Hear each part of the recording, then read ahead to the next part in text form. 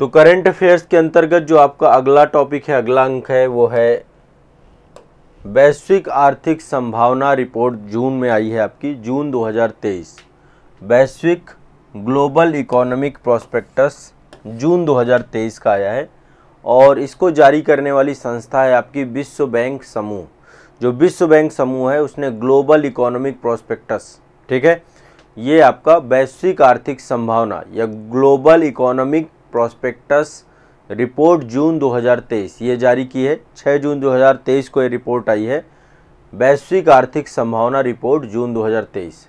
अब जब ये रिपोर्ट आती है तो इस रिपोर्ट में अनुमानित कुछ आर्थिक विकास दर होती हैं, है ना। चूँकि ग्लोबल लिखा हुआ है तो सबसे पहले वैश्विक विकास दर कितनी है, वैश्विक विकास दर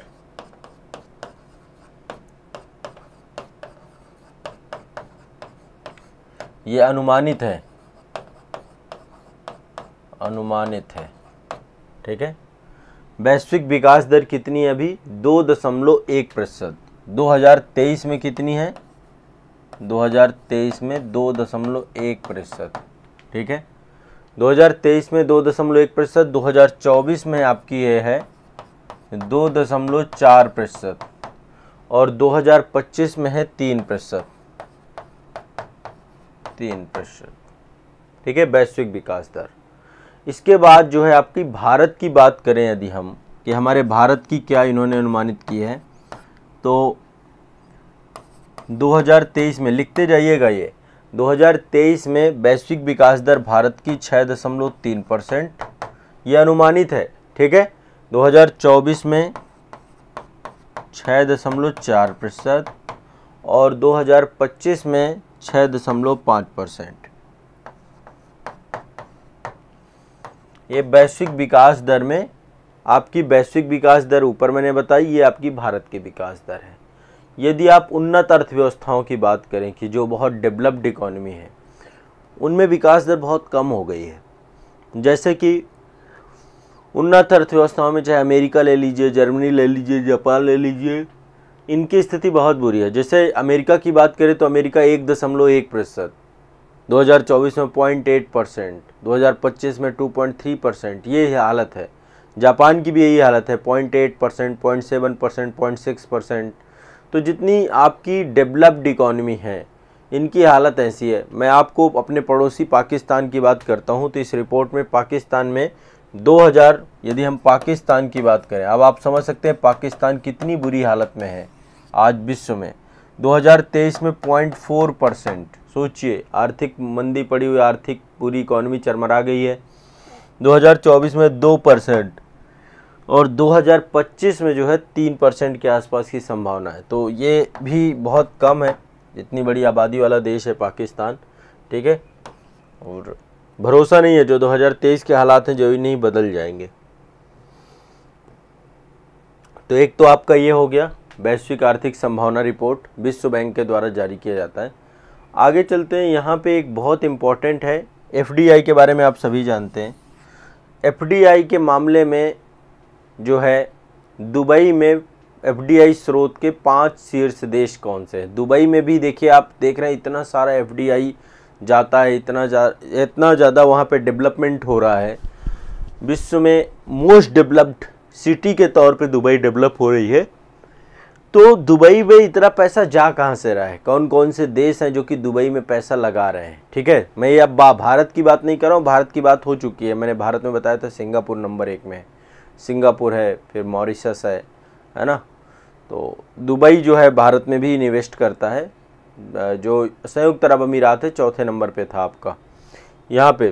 वहाँ पे जो आपको मैंने बताया था नंबर 1 पे सिंगापुर था, दूसरे नंबर पे यूएसए, फिर आपका मॉरिशस और फिर तीसरे नंबर पे आपका, चौथे नंबर पे ये भारत के संदर्भ में था। यहाँ पे हम बात करें दुबई में एफडीआई के स्रोत, ठीक है। एफडीआई मार्केट रिपोर्ट आई है आपकी 29 मई 2023 को। तो बताया गया कि भाई दुबई में इतना पैसा कहाँ पे कौन लगा रहा है। दुबई में एफडीआई के स्रोत, एफडीआई जानते हैं प्रत्यक्ष विदेशी निवेश स्रोत। तो सबसे ज़्यादा दुबई में पैसा लग रहा है किसका, अमेरिका का, यूएसए का, एफडीआई के तौर पे सबसे ज़्यादा इन्वेस्टमेंट कर रहा है यूएसए। कितना? लगभग 20%।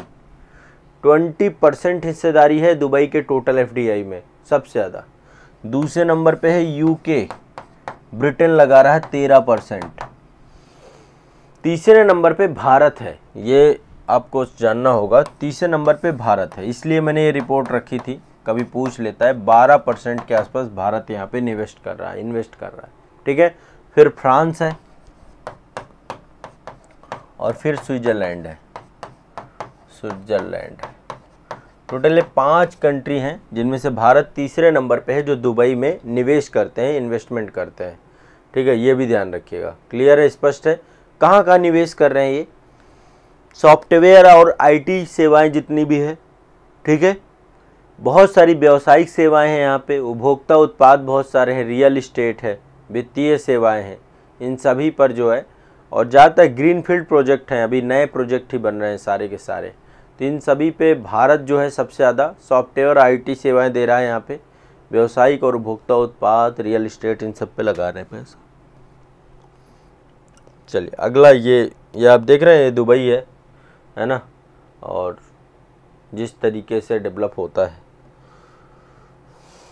हाँ दुबई है आपका। आगे चलते हैं। ये आप देखिए, एक अंतर्दृष्टि लॉन्च किया गया है। ये क्या है? एक डैशबोर्ड है, अंतर्दृष्टि डैशबोर्ड। आरबीआई के गवर्नर शक्तिकांत जी के द्वारा जो है वित्तीय समावेशन डैशबोर्ड यानी अंतर्दृष्टि डैशबोर्ड जारी किया गया है, ठीक है। एक डैशबोर्ड है जिसका नाम है अंतर्दृष्टि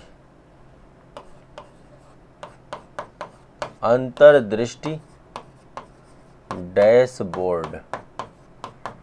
ये लॉन्च किया है, किसने लॉन्च किया है? शक्तिकांत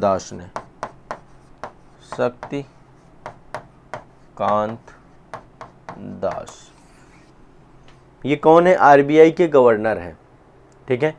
अब डैशबोर्ड जो है, ये आपका जो डैशबोर्ड है वित्तीय समावेशन से जुड़ा हुआ है। किससे जुड़ा हुआ है?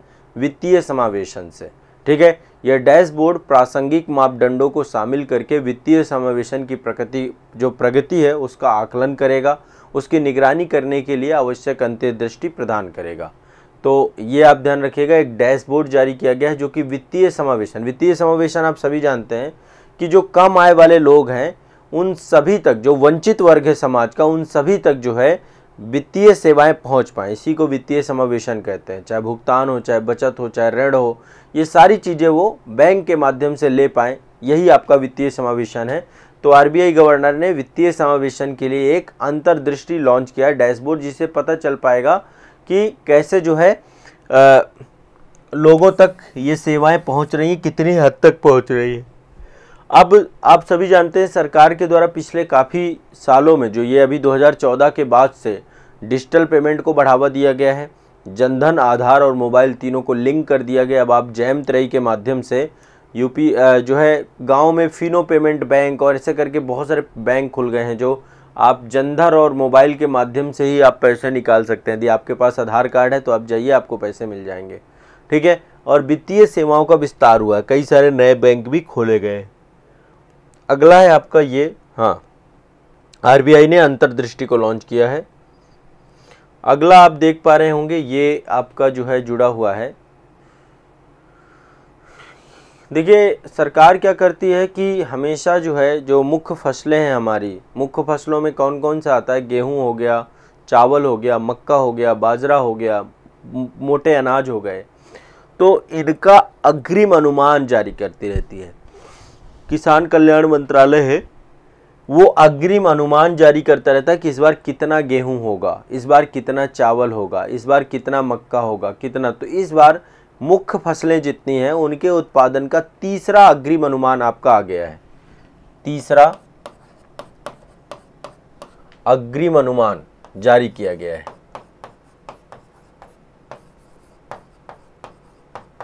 तीसरा अग्रिम अनुमान जो है जारी किया गया है मुख्य फसलों का, ठीक है।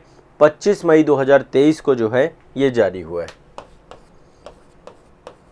25 मई 2023 को इसको जारी किया गया। मुख्य फसलों का तीसरा अग्रिम अनुमान जो है आपका जारी किया गया है। कृषि और किसान कल्याण मंत्रालय के द्वारा जारी किया गया है। अब इसमें क्या क्या बताया गया है? इसमें बताया गया है कि कुल खाद्यान्न जो उत्पादन होगा वो रिकॉर्ड स्तर पे होगा। टोटल 3,305 लाख टन कुल खाद्यान्न उत्पादन होगा। इन्होंने क्या बताया? इन्होंने कहा कुल खाद्यान्न उत्पादन। रफली आपको देखो ये जानकारी रहनी चाहिए, कई बार एग्रीकल्चर से जुड़े हुए प्रश्न आते हैं तो आपको पता होना चाहिए। ठीक है, कुल खाद्यान्न उत्पादन कितना होगा आपका? 3,305 लाख टन। ठीक है, अब इसको कई भागों में तोड़ दें, जिसमें से गेहूं आप जानते हैं मुख्य फसल है, चावल।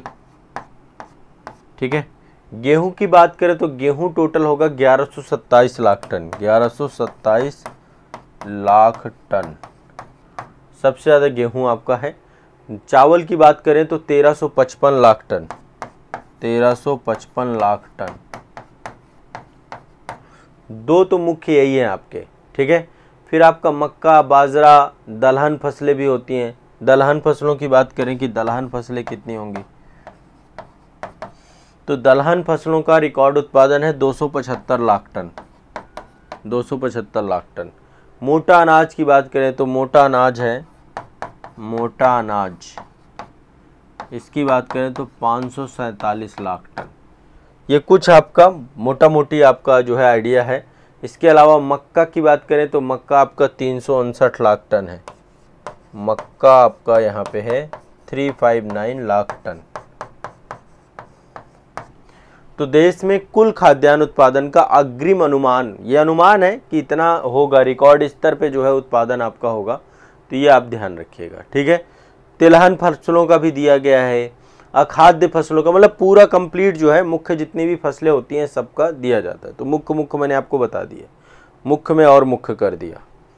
ठीक है, हाँ चलिए आगे चलते हैं। नेक्स्ट अगला ये आप देख पा रहे होंगे, घरेलू स्तर पर उत्पादित कच्चे तेल पर विंडफॉल गेन लेवी में 100%, ये एक तरीके का एक टैक्स है आपका। ठीक है, जो घरेलू स्तर पर कच्चा तेल जो है उत्पादित किया जाता है उसमें एक लेवी लगता है, एक शुल्क लगता है, जिसको हम विंडफॉल लेवी कहते हैं। इसी को दूसरी भाषा में बोलते हैं अप्रत्याशित लाभ कर। इसमें कमी की गई है। तो 16 मई 2023 से जो है परिवर्तन हो चुका है। और इससे पहले जो है जो ये अप्रत्याशित लाभ कर, अप्रत्याशित लाभ का मतलब है कई बार क्या होता है, देखो आपको भी पता है कि ये जो पेट्रोल है इसके तेल आपके बहुत रेट आपके फ्लक्चुएट होते रहते हैं ना। तो कई बार जो है कच्चे तेल जो आपका है इसके उत्पादन में जो बदलाव आता है और अप्रत्याशित लाभ प्राप्त होता है, सरकार इस पर भी टैक्स लेती है। इसी को विंडफॉल लेवी बोलते हैं। तो है ना, हर जगह टैक्स लगता है, तो पेट्रोलियम में कच्चे उत्पादन में भी सरकार टैक्स लेती है। इसको अप्रत्याशित लाभ कर कहते हैं, जब बहुत तेज़ी से कोई भी चीज़ जो है फ्लक्चुएट होके उसके रेट चेंज होते हैं। तो सरकार ने इस बार जो है विंडफॉल लेवी दर का चेंज किया है, 4100 रुपये प्रति टन किया है। 4100 रुपये प्रति टन कमी की गई है इसमें, 4100 रुपये प्रति टन। ठीक है, ये आप ध्यान रखिएगा। अब ये पहले मतलब ये पहले 41 रुपये प्रति टन होता था, अब इसको सरकार ने शून्य कर दिया है, 0 रुपये प्रति टन कर दिया है। हाँ, ये पहले का था, मतलब पहले जो आपका प्रत्याशित लाभ कर होता था 1 टन में 4100 रुपये था। अब सरकार ने इसको घटा के शून्य ही कर दिया, ख़त्म कर दिया इसको। ठीक है, और इससे बहुत सारी कंपनियां जैसे ONGC है आपकी, oil and natural gas corporation जैसी कंपनियां हैं, इनको लाभ होगा। ठीक है, तो एक तरीके से आप समझिए कि अप्रत्याशित लाभ लेवी आपकी तकनीकी तौर पे देखें तो विशेष अतिरिक्त उत्पाद शुल्क के तौर पे इसको जाना जाता है। तो वार्षिक कच्चे माल पे लगता है आपका। ठीक है, कच्चे माल जो कच्चा पेट्रोलियम होता है उस पे जो है आपका विंडफॉल लेवी लगता है। सरकार ने उसे 4100 रुपये प्रति टन से घटा के 0 रुपये प्रति टन कर दिया है। ठीक है, तो जो ONGC जैसी कंपनियां हैं कच्चा तेल उत्पादित करती हैं उनको बेनिफिट होगा इसमें। तो एक विंडफॉल लेवी को घटा के शून्य किया गया है आपका। ठीक है, ध्यान रखिएगा। ये खाद्यान्न अग्रिम अनुमान आए हैं आपके खाद्यान्न उत्पादन को लेकर, टोटल 3305 लाख टन जो है आपका खाद्यान्न उत्पादन होना है।